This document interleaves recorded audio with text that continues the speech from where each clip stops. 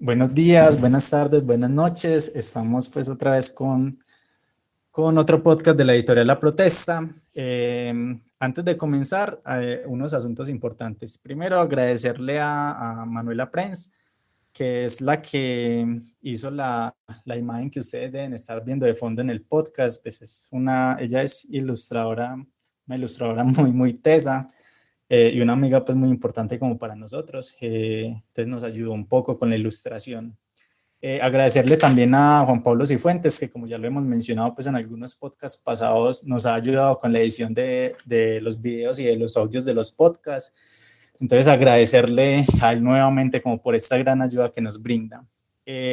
Otro asunto es que por, digamos, temas personales, Pamela no nos va a poder acompañar hoy. Sin embargo, pues voy a estar yo, Steven, pues quien les habla, y vamos a tener una invitada que ya se las voy pues como a presentar en un momentico.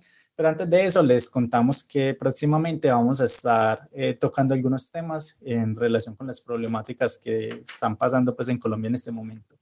La violencia de género, también pues como todas estas violencias en general que están pasando por todo el país, la situación política, etcétera. Entonces, no siendo más, ya con esa breve pues como introducción y esos agradecimientos, les presento a Valeria Moncada, pero dale, Val, yo te doy la palabra para que te presentes. Bueno, hola, mi nombre es Valeria Moncada, soy estudiante de licenciatura en filosofía y ya venimos hoy a hablar de industria cultural aquí de invitada con Steven. Muchas gracias, Val, por aceptar la invitación y todo. Entonces, sí, como le dijo Valeria, el tema es industria cultural. Entonces, pero antes de empezar a tocar algunos asuntos de lo que tiene que ver con el arte en la sociedad contemporánea, yo creo que es importante empezar a hablar como de dónde viene ese concepto de industria cultural y qué significa la industria cultural. Entonces, yo te doy la palabra a ti y pues ahí vamos como conversando alrededor de este concepto. ¿Qué es la industria cultural, Val? Bueno, decir exactamente qué es la industria cultural es un poco complejo porque es un concepto muy amplio, pero bueno, digamos que a partir de la lectura de Adorno y Horkheimer en Dialéctica de la Ilustración, la industria cultural es una mutación, entre comillas, del arte, un producto del arte de vanguardia, puede ser una, un producto, una consecuencia, una evolución, entre comillas, también del capitalismo. O sea, la industria cultural tiene que ver tanto con el capitalismo como con el arte. Es el arte capitalizado, es el capital disfrazado de arte. Es más o menos lo que puedo decir así certero del que es la industria cultural. Eh, pero basándonos, por ejemplo, en las artes, sí, en las artes, el cine, la música, el teatro, la literatura, etcétera, hay unas que se acercan más a la industria cultural que otras, pero podría decir que en el ámbito contemporáneo, del arte contemporáneo, es muy difícil discernir o casi imposible discernir qué es arte contemporáneo y qué es industria cultural debido a la mercantilización de las obras y de las producciones. Entonces, sí, pues es decir, qué es, me resulta un poco complejo, pero ahí por los laditos más o menos. Bueno, entonces, sí, es que es muy complejo tocar este asunto, pero yo creo que sí podríamos mencionar algunos aspectos principales que pasan en la industria cultural, ¿cierto? Asuntos, por ejemplo, en ese texto de industria cultural que está en dialéctica de la ilustración, Adorno y Horkheimer escriben literalmente como es que el cine y la radio ahora se declaran literalmente como una industria, ¿cierto? Y eso ya es problemático. Y ahí empiezan a pasar un montón de asuntos que es como, digamos, se empieza a tocar una fórmula específica que siempre va a garantizar un éxito y entonces nunca hay nada nuevo, o sea, la obra de arte nunca está dando una experiencia diferente, sino que todo en el mundo del arte, en la música, en el cine, en las series de televisión, en las pinturas, etcétera, siempre nos está entregando una misma fórmula, pues una misma experiencia, pero con otros personajes o con otros nombres, y eso es muy complejo. Yo creo que podríamos empezar a tocar estas características de la industria cultural, como bueno, ¿qué le entrega el sujeto? ¿Qué es eso de una fórmula incesante? ¿Dónde uno puede ver esa fórmula incesante? ¿Por qué el sujeto se vuelve un agente pasivo y no un agente activo? Y si antes sí lo era, etcétera. Entonces, pues a mí me gustaría que empezáramos a trabajar con eso, con algunas características. Yo pongo sobre la mesa esa fórmula incesante. Yo creo que un ejemplo muy bueno, no sé, pues ya vos me corregirás o algo, es en el asunto del cine, cosas como Rápido y Furioso, ¿cierto? Una fórmula que en principio funcionó a tal punto que ya hoy día tenemos Rápido y Furioso 1, 2, 3, 4, 5, 6, 7, 8. O asuntos como las comedias románticas, que ni siquiera tienen que pasar 10 minutos para que uno ya sepa cómo se va a desarrollar la película, porque siempre son los mismos chistes de que el hombre queda desnudo en algún lugar o se tiene que vestir de mujer, de que siempre van a ser las mismas calamidades, etcétera. O más complejo, como suele pasar pues ya hoy día en la música, no hay canciones nuevas ni siquiera. Uno entiende que es muy difícil que siempre salgan composiciones diferentes, pues acordes diferentes, pero de ahí a que las canciones hoy día sean exactamente lo mismo, hay una diferencia muy grande, porque nosotros no tenemos canciones nuevas. De hecho, pues si uno se pone a buscar, todo lo que sale son remix de remix. Es el remix de la versión remix o remasterizada de la gasolina, está luego la versión guaracha de la gasolina, luego la versión bachata de la gasolina, luego la versión remix bachata salsa de la gasolina. Entonces, eso es muy complejo porque eso ya nos muestra algo de lo que está pasando con la experiencia artística, más bien con las manifestaciones artísticas que tenemos, que pues no sé, vos qué pensás como en ese punto. Bueno, pues para hablar de las características de la industria cultural, primero hay que enfatizar en que empieza siendo arte democratizado, ¿cierto? La característica principal es la democracia del arte eh, que se genera después del fracaso de las vanguardias. La pintura y la escultura no podían ser democratizadas porque era una sola obra individual y única en un museo al que solamente podía acceder la burguesía. Con la aparición de la televisión, de la radio, se democratiza la música, se democratiza lo visual y en ese momento es cuando empieza a aparecer la industria cultural porque todos pueden acceder a ella. Una película, pongo el ejemplo, una película que puede costar millones y millones de pesos en hacerse de dólares hablando de Hollywood, vos no tenés que pagar por verla. Vos simplemente pones Caracol el domingo y por la tarde te van a mostrar una película, como decías, una comedia romántica, una película de acción. Vos no tenés que pagar por eso, porque digamos, poniéndolo pues en el caso colombiano, los canales nacionales no se tienen que pagar. Vos solamente tenés un televisor y si tenés el 7 y el 9, ¿cierto? El Caracol y RCN. Y en esos dos canales te van a pasar películas, te van a pasar novelas, te van a pasar un sinfín de producciones que costaron un montón de dinero, pero a vos te lo están democratizando. Lo mismo que YouTube, lo mismo que la radio, lo mismo que Spotify.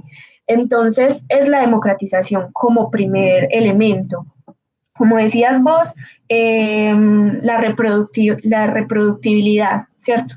La era del arte en su reproductibilidad técnica, pero esa reproductibilidad técnica es más bien como una copia y no necesariamente hablando de ahora, o sea, esto no es que vamos a hablar industria cultural es el reggaetón, industria cultural es la guaracha, no, industria cultural también es el jazz, industria cultural, perdón, también es Lars von Trier. Eh, si bien hay producciones que son menos mercantiles que otras, ninguna se salva. O sea, es como dentro del capitalismo, nada se salva, todo está ahí. Por más que intentemos salirnos con alternativas pequeñas, vamos a seguir estando en ese círculo. Eh, la reproductibilidad, como decías, la copia de la copia de la copia. Por ejemplo, que el último álbum de J Balvin, todas las canciones son casi iguales, pero no es solamente como, vuelvo y repito aquí, sino que es en el jazz. Adorno decía que el jazz, prácticamente para Adorno el jazz es la perdición de la música clásica porque el jazz se baila. Entonces ya no es un arte para cultivarse, sino que es un arte para el mero disfrute mundano, por así decirlo. Que la otra característica, la manipulación retroactiva de la industria cultural. La industria cultural estudia la masa y manipula la masa, pero también responde a las peticiones de la masa. O sea, es una cosa de parte y parte. La masa exige, pero la industria también impone. Entonces, si si la industria nos impone reggaetón, poniendo un ejemplo, la masa va a seguir exigiendo reggaetón. Si la industria nos impuso Rápido y Furioso 1, la masa va a seguir exigiendo y vamos a tener Rápido y Furioso 8. Y así, es una manipulación retroactiva, un ir y venir, un análisis antropológico y sociológico impresionante de la masa, de la industria cultural sobre la masa. Y parece muy raro decir que sea un análisis de la industria cultural, porque al parecer es como si uno hablara de un gran hermano, de un amo supremo que nos esté manejando como títeres. Pero precisamente ahí está la manipulación retroactiva. El artista, el llamémoslo artista, entre comillas, el cantante, el director de cine, el escritor, etcétera, también hace parte de la masa. Entonces es ahí ese doble movimiento. A ver, otra característica, despotencia lo trágico por completo. En la industria cultural no hay nada trágico, absolutamente nada. Las películas, por muy trágicas que sean, tienen un final feliz.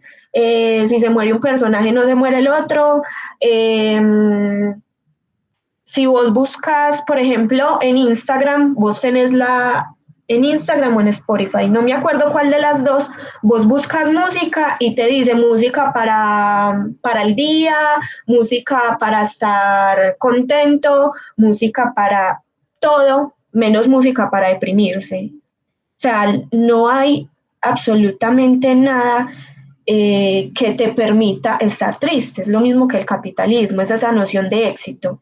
No puedes estar triste, siempre tenés que estar feliz, pero en función del consumo de estos productos culturales. Entonces, en función del consumo de una película dramática, vos vas a estar contento con tu familia o vas a ir a cine y lo vas a disfrutar y vas a pagar por ello. En función de una canción, vos te vas a ir de rumba, lo vas a bailar y lo vas a disfrutar. O sea, es como, y esto se ve más que todo en el cine y la televisión, esa despotenciación de los asuntos trágicos, no hay tragedia. O sea, cuando vemos una sección de tragedia, en realidad eso no es una tragedia, es un simple pastiche. Y el pastiche es una comedia de la que uno no se ríe, es una comedia que no da risa, sí, una comedia que no da risa. Eh, ya yo creo que pues características podría enunciar miles, pero voy a dejarlas ahí. Vos mencionas que a mí, pues muchos asuntos que yo creo que podríamos abordar acá muy chéveres. Pues más adelante, es que lo que pasa es que ese comentario de, bueno, es que ahora la música jazz, por ejemplo, para bailarse hay un mero disfrute, eso es mundano. Tranquilos que más adelante de pronto defenderemos un poquito con esta cuestión, pero hay un asunto que vos mencionabas y es que, a ver, se supone que la obra de arte es única, ¿cierto? Y como es única, brinda una experiencia, lo que Walter Benjamin llama como la experiencia aurática en ese texto de la obra de arte en la reproductividad técnica. Pero entonces hay un asunto muy particular ahí, pues hay muchas cosas, que es que primero, como la obra se está reproduciendo constantemente, la obra pierde su carácter de originalidad, pierde la posibilidad de brindar una experiencia aurática, pierde su aura misma. Y eso es muy complejo, porque no solamente es que pierda su experiencia, sino que ya vos ni siquiera puedes descubrir esas experiencias. Vos traías a colación el ejemplo de Spotify, y yo creo que es muy bueno. YouTube en general también, pues como suele pasar mucho eso. Vos nunca descubrís canciones, a vos te descubren las canciones, es decir, lo que vos vas a escuchar, ya hay un código pues detrás que sabe más o menos a partir de tres canciones que escuchaste qué es lo que te puede llegar a gustar. Entonces, claro, te muestran siempre algo en las recomendaciones de YouTube o Spotify, que diario me parece que saca como una canción como, mira, descubre esta canción y mira a ver si te gusta. Creo que es una vez al día, una vez a la semana, y así la gente le van descubriendo las canciones, le van descubriendo la posibilidad de formarse en esa experiencia artística que es la música. Y eso es muy complejo, porque entonces, ¿dónde queda la independencia del sujeto? ¿Dónde queda la posibilidad de ser un sujeto activo en la sociedad? Si todo le está dado a uno, siempre le están dados, por ejemplo, las formas de vestir. No es como que uno salga a la calle y uno diga como, hoy listo, entonces hoy voy a ser original. Y entonces llega usted, va a una tienda, yo qué sé, se compra un pantalón negro, una camisa negra, unos zapatos negros y usted sale y listo, ya cree el estilo negro. Y cuando usted sale a la calle, usted se va a dar cuenta de que hay 1000 personas que están exactamente igual de, pues, vestidas del mismo modo en el que usted lo está.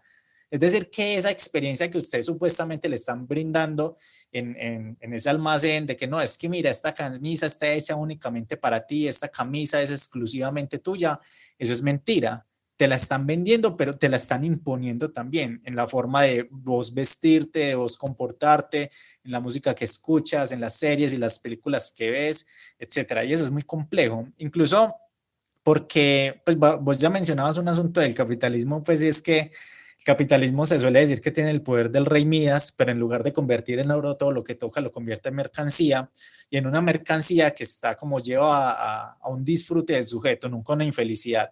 De hecho, hay un corto, lo que pasa es que no me acuerdo del nombre de quien lo hizo, que se llama Carrera por la Felicidad, de unas raticas que están siempre pues como en función de empezar a consumir y nunca consumen lo que quieren consumir, sino lo que la sociedad, lo que la industria les dice que tienen que consumir.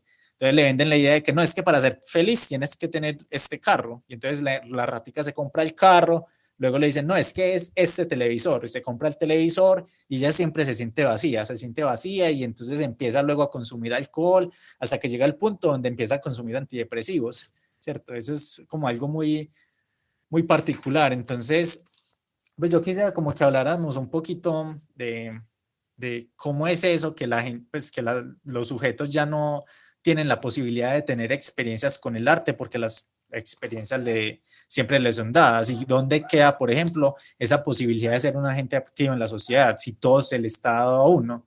Pero no solamente eso, vos mencionabas que eso no solamente es parte del sujeto, sino parte de la industria misma, como el artista también termina cayendo en eso. Entonces el artista tiene que empezar a producir no lo que quiere, sino lo que le dicen que tiene que producir. O es, llega al punto de que ni siquiera hay un artista, sino que hay un sujeto que tiene la posibilidad de hacer una imagen muy vendible y puede que no tenga talento, pero lo compran para que empiece a replicar esa fórmula que ya saben que funciona, porque eso es otro asunto. Hay un estudio sociológico tan grande que siempre antes de sacar algo al mercado ya se sabe con qué colores se tiene que sacar, en qué tamaño se tiene que sacar, qué día, en qué partes de la población se tiene que hacer publicidad, etcétera. Entonces, también es el asunto de que ya pareciera entonces que no hay artistas, ¿cierto? Porque el artista le está dado ya todo, pues ya llega, le dicen a una persona que no tiene talento, podríamos poner un ejemplo acá, pues como en el caso colombiano, esta persona no tiene talento, sin embargo, empieza a cantar, le hacen las canciones, le hacen la lírica, le hacen todo. Entonces, toquemos un poquito como ese asunto que a mí me parece muy interesante.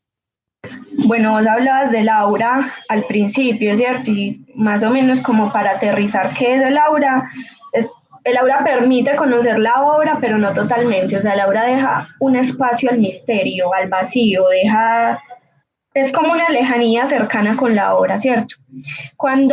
Porque la obra es única e irrepetible. Entonces, si tú te acercas a la Mona Lisa, es única e irrepetible y la experiencia va a ser muy diferente a si te acercas a la Noche Estrellada de Van Gogh. ¿Qué pasa? Que cuando digamos, pongamos un ejemplo, la Mona Lisa se reproduce y hay 1000 Mona Lisas. Ya no es necesaria esa lejanía cercana, ¿cierto? Porque ya hay un espacio para el sujeto pensar esa Mona Lisa, porque ya se reprodujo. Es la democratización, ¿cierto? Para Benjamin la pérdida de la obra no es trágica, para Benjamin es una posibilidad, la profanación de esa experiencia estética única con el aura permite una manifestación revolucionaria del sujeto sobre el objeto sí, consumido, ¿cierto? Pero eso no está pasando así en la industria cultural. ¿Por qué? Porque el producto de la industria cultural ya viene con la explicación anticipada, o sea, es la industria cultural desaparece la ideología y cuando la muestra como si no existiera es cuando más presente está. Es por eso que uno se ve una película, se ríe, la disfruta o le da miedo, la disfruta y ya. Usted se acabó esa película, usted se va para su casa y no pasó nada. Pero hay películas que te tocan, hay películas que te dejan pensando, que te mueven, que, o sea, más allá del llanto, la risa, la película te mueve, ¿cierto? Te mueve la conciencia. Pero eso no pasa con la película de Hollywood, eso no pasa con la película, muchas de las películas de Netflix. O sea, vos ves la película por pasar el rato. Y ahí cuando te muestran que no hay ideología, que no te quieren imponer nada, es cuando más ideología hay. Yo supongo que porque estaba sonando de fondo. Ahí, Sí, no, pues ahora que mencionaba- ya voy a bueno, seguir. dale. Ay, maldición. Sí, ya. Dale, dale, Bueno, pues. y lo que decías sobre lo del consumo, o sea, que todo lo que toca lo convierte en consumo. Hay un ejemplo y lo voy a poner así directo, el ejemplo de la liendra, ¿cierto? De los influencers. ¿Qué es un influencer? Un influencer es una persona con plata, rica, de cuna, como decimos nosotros, pues rico de cuna, que crea una cuenta de Instagram para mostrar sus lujos. Eso ya, eso es un influencer. Entonces, ¿qué hace la industria cultural? Como hay el discurso del influencer siempre es tú también puedes ser como yo, tú también puedes alcanzar el éxito, si te tomas esta bebida que yo estoy haciendo vas a ser como yo, si haces estas rutinas de ejercicio puedes tener el cuerpo perfecto como lo tengo yo, si, bueno, si haces esto que estoy haciendo puedes ser como yo y esto y esto y esto. Entonces, para mostrarle a la gente que sí se puede llegar a ser como ellos, la industria cultural selecciona. La liendra empezó en su casa, una casa muy humilde, en unas condiciones de pobreza casi extrema. Bueno, prácticamente podríamos decir que las condiciones de la mayoría de la sociedad colombiana, se me arriesgaría a decirlo, y ya está viviendo en una super casa con un super carro, va a eventos internacionales de influencers, está tapado en plata y un montón de cosas. Entonces, listo, traigamos a un pelado pobre, que así ha pasado con muchos, traigamos a un pelado pobre para que le mostremos a la gente que sí es posible. ¿Y cómo se muestra eso? Claro, YouTube te paga por visualizaciones, Instagram te paga por seguidores. Entonces, ¿quién tiene más seguidores? El que haga más contenido. ¿Y quién hace más contenido? El que tenga más posibilidades de hacerlo. ¿Y qué contenido es el que gusta en Instagram? La imagen. Instagram es visual. O sea, Facebook todavía tiene un poquito de texto y vos podés leer muchas cosas en Facebook, pero Instagram es visual.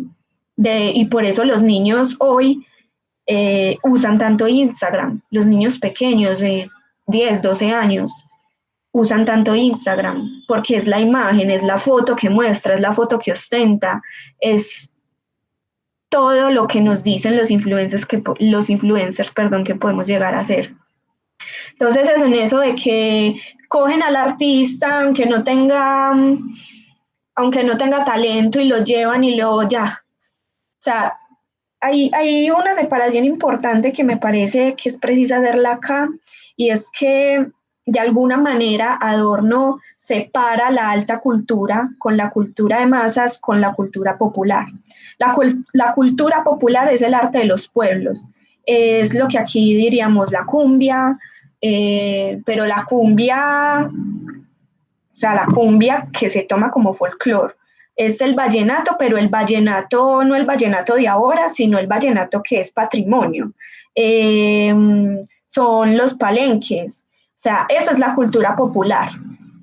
La cultura popular es el arte que hace el pueblo y que es su identidad, ¿ya?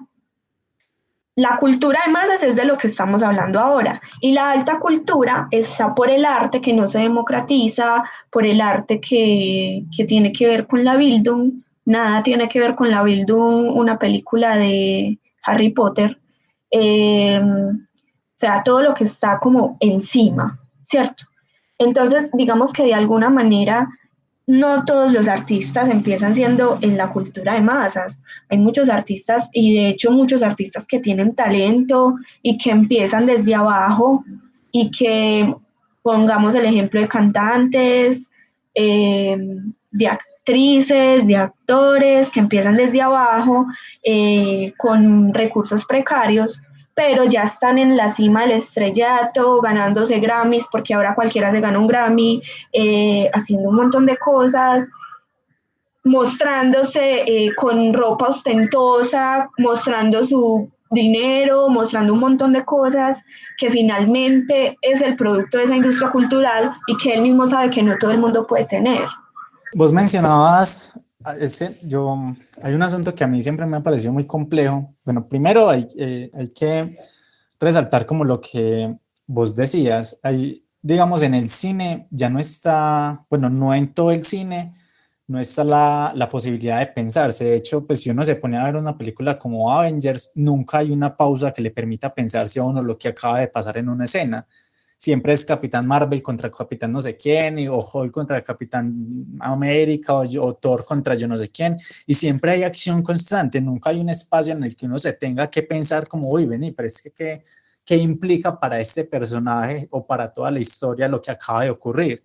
Y eso es una también de las características que tiene la industria cultural, como ya lo decías, entre menos se piense, mucho mejor. Entonces, eso es lo que termina triunfando, un arte que no nos permiten pensarnos el mundo, ¿cierto? Porque siempre es, pues hay un ritmo súper acelerado. De hecho, yo creo que ese ritmo está en todas las esferas de la vida. Si uno se pone a pensar, cuando uno va por la calle caminando, uno siempre camina muy rápido. Es más, a uno le estorba a la gente que camina lento, o los que se paran en la calle a caminar y todo. Y es precisamente porque nosotros estamos en un ritmo de vida que es muy propio del sistema de producción en el que vivimos, que no para nunca, que siempre está queriendo producir y para producirse más se tiene que consumir, etcétera.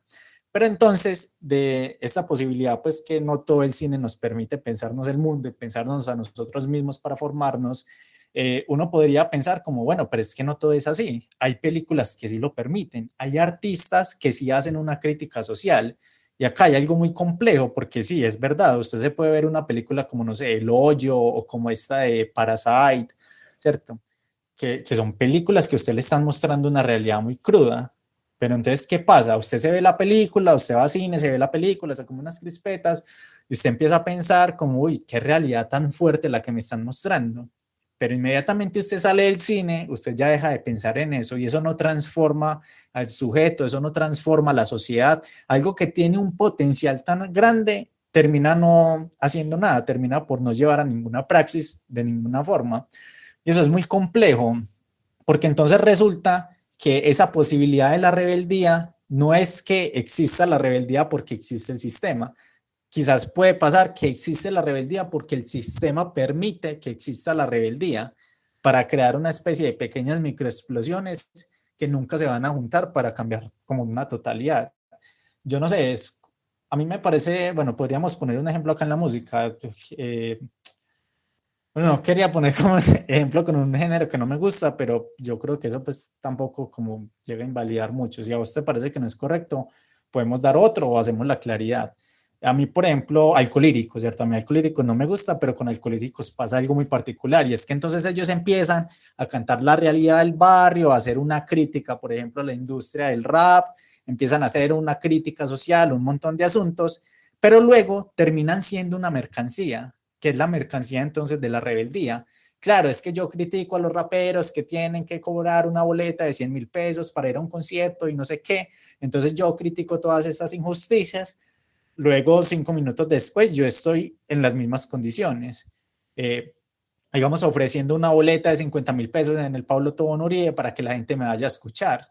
o teniendo una propia marca de ropa, pues que es otro asunto. Usted puede meter a la página de ellos y tienen una marca de ropa donde tienen sacos, calzoncillos, un montón de asuntos. Entonces, ¿qué es lo que termina pasando?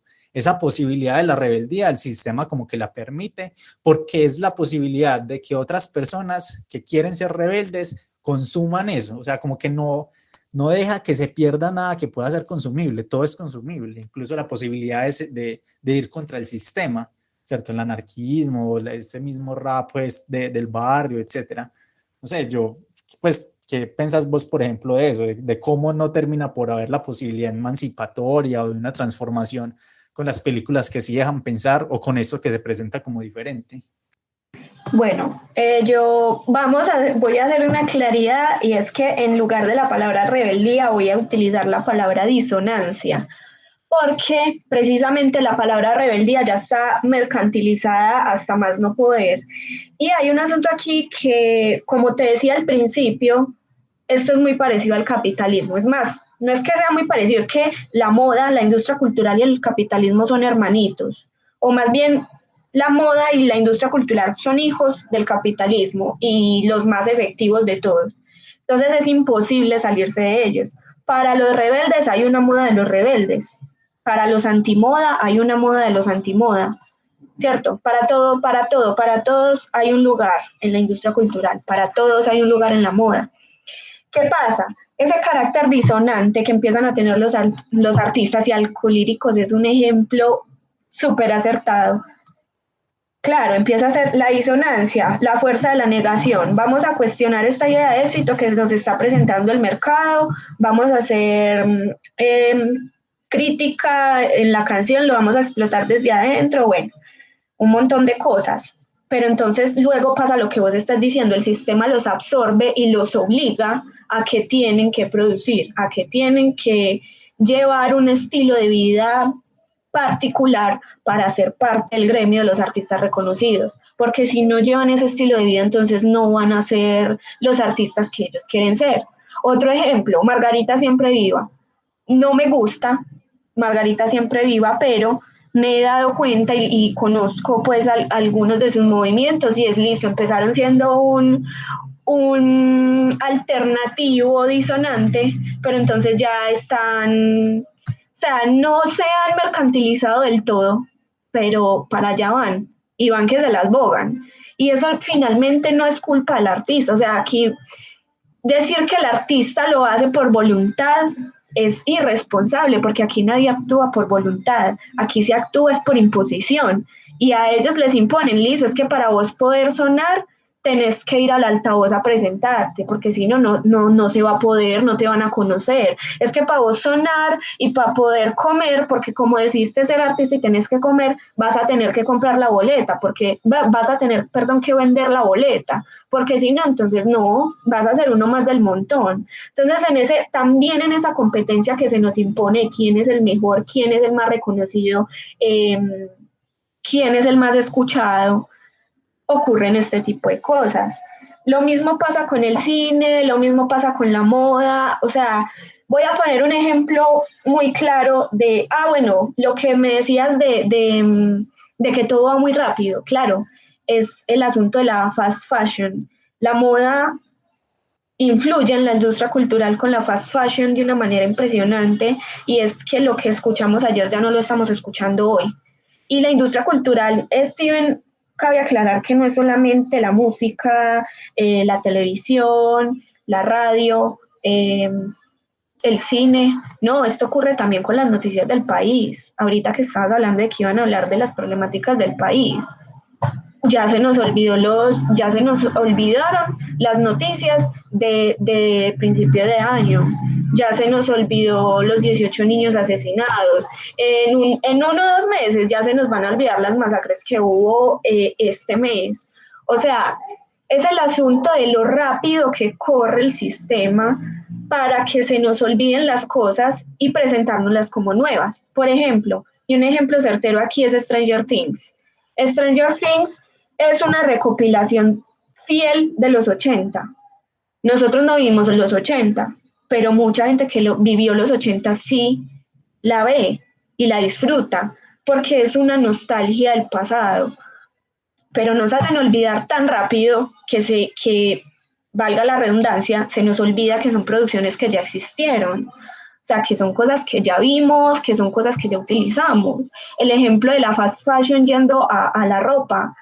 Usted va a Bershka cuando, no sé, a principio de año y ve una falda bien linda, hermosa la falda, y va a mitad de año y ve la misma falda, pero con un cierre diferente, y se la venden más cara.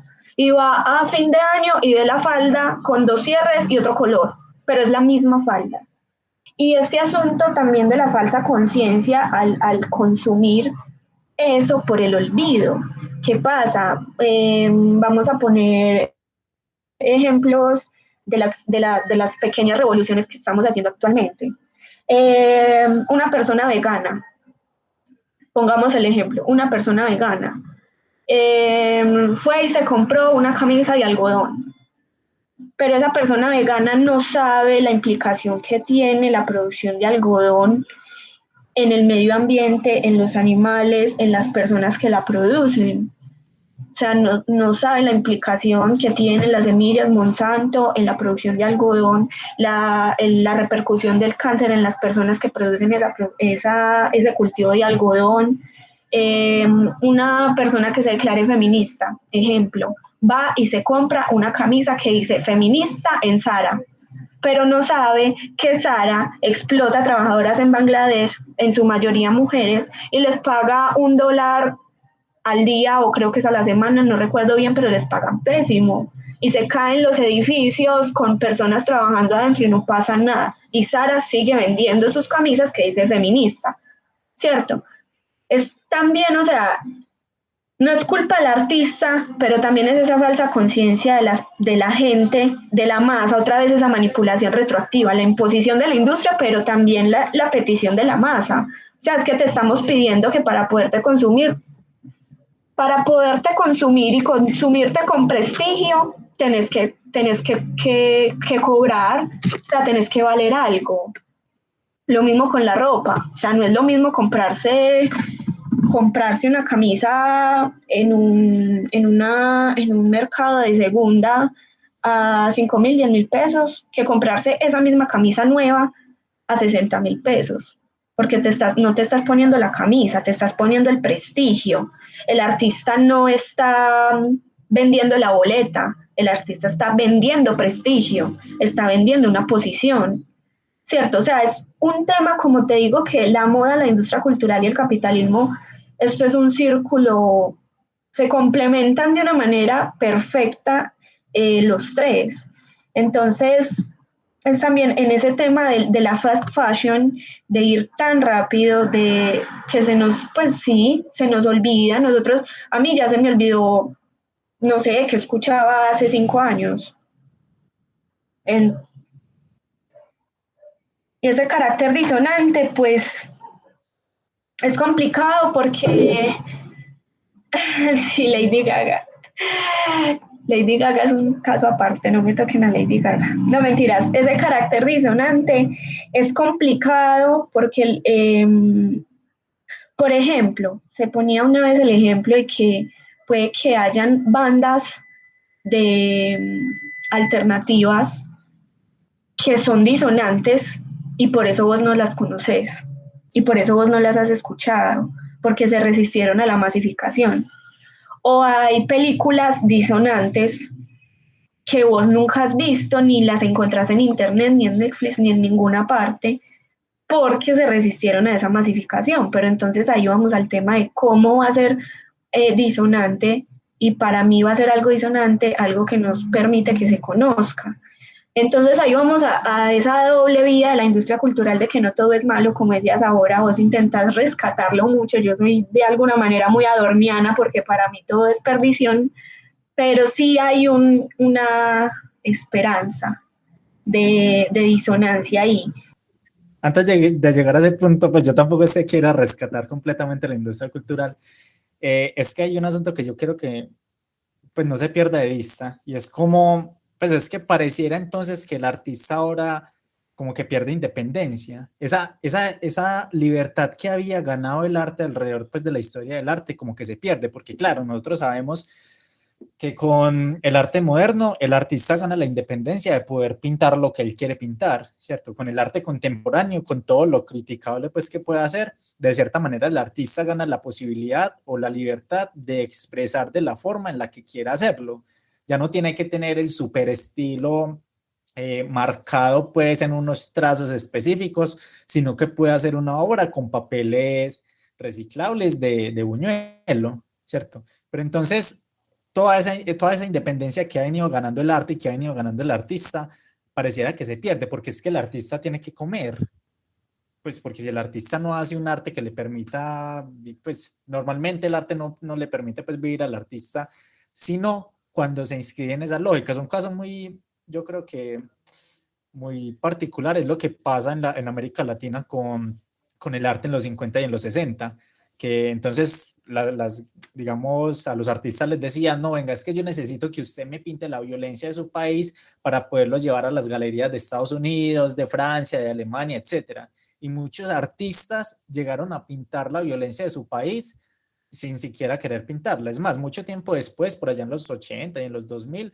muchos llegaron a decir, como vea, ¿para usted qué significa ese cuadro? Y el artista decía, para mí no significa nada, significó la posibilidad de ir a exponer a Francia. Pero a mí, yo ese cuadro lo hice sin querer, pues yo no quería hacer ese cuadro, yo solamente lo hice para ser conocido. Y eso es muy complejo, porque entonces, si nosotros estamos recibiendo un arte que ya está programado, entonces el arte y el artista perdieron independencia. ¿Vos qué pensás? Pues para tocar un poquito este punto, que yo sé que vos conoces un poquito de arte, pues más que yo, y entonces ya para mirar de pronto cuál es esa posibilidad o esa salida, o esa esperanza que podría haber, o lo bueno que hay en el arte, pues que me imagino que tiene que ver con la posibilidad de que ya es democrático. Bueno, el artista aquí tiene como varias acepciones, o sea, puede ser de varias maneras. Eh, como decías, pues el artista en lo moderno, etcétera, hacia atrás, del arte contemporáneo, era el gran genio, ¿cierto? Y no bastaba solamente con tener el talento, sino que tenía que tener talento y genio, como decía Hegel, talento y genio, porque si no, pues no, de nada nos sirve tener talento, saber pintar, pero no manifestar nada en esa pintura, sería solamente un artesano. En la industria cultural el artista se proclama un mercantilista del arte.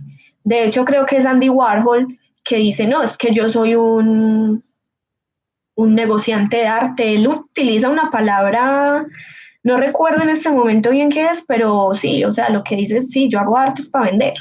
Yo tengo el talento y lo hago es para vender, ya, no más. Y en el arte contemporáneo hay mil ejemplos así. Hay, de hecho, no recuerdo en este momento el autor, una calavera hecha de diamantes, que está catalogada como la obra más avaluada por más plata en los últimos tiempos.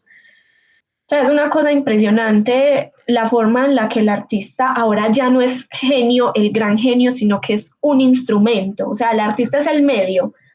El artista ya no es el gran creador, sino que el artista es el medio entre la industria y la masa, el medio entre la ideología y quien recibe la ideología, porque o sea, con su creación lo que está haciendo es unir estos dos polos, ¿ya? Pero también hay una parte ahí del artista como manipulador, el artista como aprovechador de su posición de artista para imponerse voluntariamente. Y, por ejemplo, no, y aprovecharse de su arte panfletario para, para producir, para seguir produciendo. Y acá hay un ejemplo muy claro y es el ejemplo de Puerto Rico cuando estaban pidiendo la renuncia de Ricardo Rosselló, llegaron Bad Bunny y Residente, hicieron una canción, una tiradera impresionante, todo el mundo quedó descrestado, que no, que Bad Bunny, el género que es, este man marchando con la población de Puerto Rico, este man al pie del cañón, Residente también, no, una berraquera, todo el mundo estaba feliz. Y sacaron esa canción y Rosselló renunció. Pero hombre, ¿hace cuánto venían el pueblo de Puerto Rico pidiendo esa renuncia? cuántas movilizaciones, cuántos movimientos sociales, cuántos líderes hicieron posible eso para que vengan Residente y Bad Bunny a hacer una canción y les den el crédito a ellos. Y encima dicen, no, es que si Ricardo Rosselló renuncia, eso fue como un domingo, no me acuerdo bien, eso fue a principio de semana. Dicen, el viernes nos vamos a tirar un perreo intenso, vamos a tener una canción de perreo para que se la gocen y para que disfruten esta victoria. Y precisamente el viernes aparece Bellacoso de Bad Bunny Residente con video grabado, todo, o sea, todo completico. O sea, se aprovecharon de la situación del país, hicieron una tiradera y se aprovecharon de la situación del país para tirar una canción y que tuviera más éxito, porque claro, como ya todos lo vieron marchando, como ya todos los vieron al borde del cañón, como ya todos vieron que le hicieron una tirada al presidente, entre comillas, no me acuerdo cómo se llama, de Puerto Rico, ya Bellacoso fue un éxito. Entonces, a eso es a lo que me refiero cuando digo que el artista se aprovecha. Lo mismo pasa en Colombia. Eso no es un caso aislado. Pues no un artista pues que le haya metido tanto como Bad Bunny Residente, no sé, pero también se aprovechan, o sea, también se aprovechan de la lucha social para darse crédito. Y eso podríamos decir que lo hizo Alcolíricos, que se aprovechó de la crítica para hacerse famosos, porque es que la crítica también vende. Alcolíricos y Residente, y lo que fue Residente con Calle 13, son un canto a lo obvio. Es obvio, todos lo sabemos. Listo, que lo hacen de una manera, bueno, que a uno le agrada, y yo me sé todas las canciones de Calle 13, a mí me encanta Residente, y estoy criticando algo que me gusta. Es un canto a lo que ya todo el mundo sabe. O sea, ya todos sabemos que aquí hay corrupción, ya todos sabemos que aquí nos matan todos los días, ya las personas del barrio Aranjuez saben que hay plazas, que hay delincuencia, que hay pobreza, ya pues es un canto a lo obvio que vende. Entonces es también como esa doble acepción del artista, o sea, ser medio, pero también ser manipulador para sí mismo, para poder vender. Yo no estoy diciendo que Bad Bunny y Residente lo hicieron por vender, porque claramente lo que había en Puerto Rico era un problema gigante y bueno, muy bacano que los artistas del país se pongan la camiseta y digan, vamos a luchar, y que vengan aquí a Colombia con los estudiantes y digan, vamos a luchar y vamos a hacer un concierto para que todo el mundo asista y marche. Muy bacano, porque es que es también utilizar la industria de manera, no sé si decirle positiva, no, es panfletaria, pero es de manera productiva para la lucha. Sin embargo, también es como la lucha queda absorbida en esa representación del artista o en esa representación de la industria cultural. Que eso sería lo positivo que vos traerías. Pues ya para que vayamos cerrando el espacio en 5 o 10 minuticos, pues son asuntos como, a ver, yo te haría la pregunta a vos como, bueno, entonces esa es la esperanza, pues, ¿cuál es en sí la esperanza que vos ves, pues como con todo esto de la industria cultural? Y para que vayamos haciendo como algunas conclusiones finales, porque es importante pensarse esos asuntos de la industria cultural, o sea, ¿qué nos puede decir eso? ¿Qué nos puede decir una crítica a la industria cultural o conocer este tipo de asuntos y llevarlos a la realidad y empezar a pensar como, bueno, y entonces el desarrollo tecnológico, ¿cómo ayuda a la industria cultural? Y si ese desarrollo está en favor del ser humano o en favor de qué. Entonces, a ver, pues como vos, ¿qué tendrías que decir para ir cerrando el espacio, Val? Bueno, yo de cosas positivas podría traer aquí varias cosas positivas, ¿cierto? Lo que te decía pues de la promoción de este tipo de luchas a través de la industria.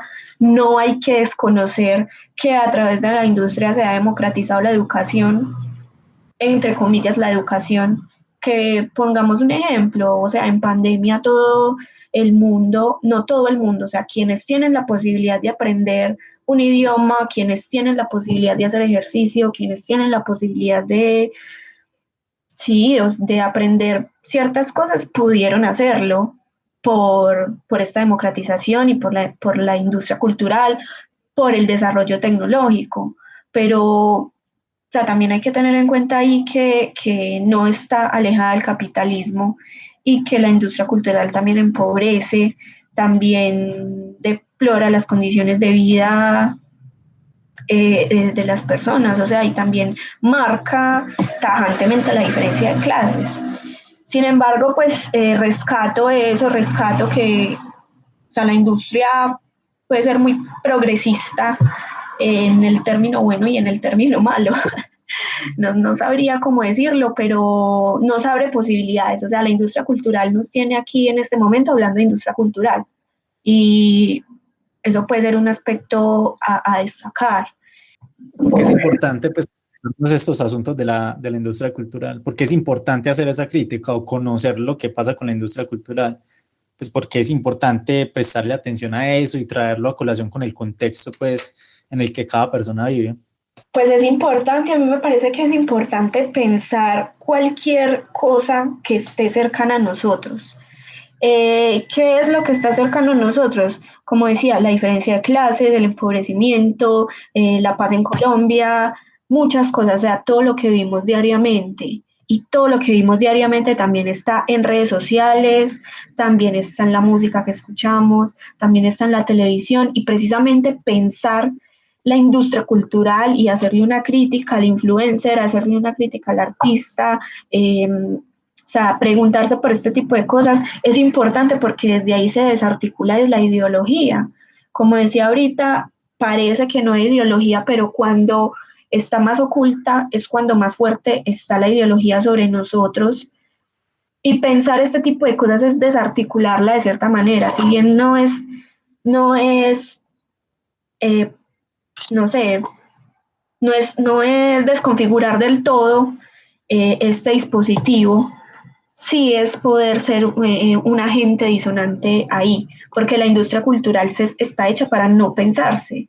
O sea, la película está hecha para disfrutarla, la música para disfrutarla, todo para disfrutarlo, ver y consumir visualmente las redes sociales sin pensarla. Pero entonces cuando llegamos a hablar de este tema, cuando la filosofía empieza a hablar de Bad Bunny, cuando la filosofía empieza a hablar de Rápido y Furioso, cuando se hace, pues Adorno no habló de esto, pero es traer también los autores a la realidad, a nuestra realidad. No es hablar de los autores desde un pedestal impresionante que no se puede tocar allá metafísico, sino traerlo ahora a lo que está sucediendo ya, a qué pasa cuando yo abro un TikTok, cuando me veo una película en Netflix, cuando compro Spotify.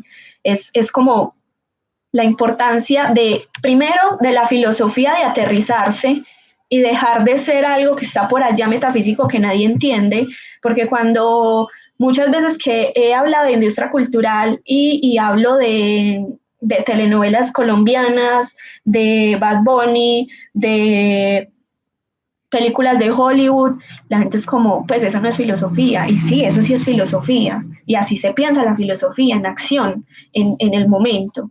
Y para las personas, igual, así no sea filosofía o así no estudien filosofía, es importante pensarlo porque esto es o sea, la industria cultural mueve la educación, mueve nuestras vidas, mueve nuestras relaciones personales, mueve nuestra economía, nuestra relación con el mundo. Entonces, por eso me parece súper importante pensarla. Dale, Val, muchas gracias. Es siempre muy lindo tener estos espacios. Lástima que no pudo estar Pam el día de hoy, pero pues yo por lo menos aprendí un montón, aunque yo conocía pues algunas características de la industria cultural y con vos ya había conversado algunas cosas, pues yo creo que uno siempre, eso es lo lindo de estos espacios de conversación, que termina uno aprendiendo cosas que no se había pensado antes. Entonces, no, yo pues realmente te agradezco mucho por aceptar venir al espacio. Yo me sentí muy cómodo, pues como en todos los podcasts, yo no sé si, pues, cómo te sentiste, ya como para finalizar, cómo te sentiste y eso, ya yo digo otras cositas y terminamos. No, maravilloso, me parece una invitación que me honra, la verdad, de estar acá. Me encanta la industria cultural, o sea, me encanta estudiarla, pensarla, analizarla, hablar de estos temas al parecer mundanos y vulgares, hablar del reggaetón, filosofar sobre el reggaetón, por ejemplo, pero me encantó, me gusta mucho este espacio, me gusta mucho la apuesta que están haciendo con este espacio. Si me pueden seguir invitando, maravilloso, para cualquier otro tema, no sé. Los felicito, en serio. Eh, y no, me sentí súper bien con esto, Steven, en serio, te agradezco mucho a ti y a tu compañera que lamentablemente no nos pudo acompañar, pero aquí pues como con las dificultades de la cuarentena y de estar en la casa que suenan todos los ruidos posibles y pasan los venteros y eso también hace parte de la industria cultural. Pero bueno, me gustó mucho y te agradezco.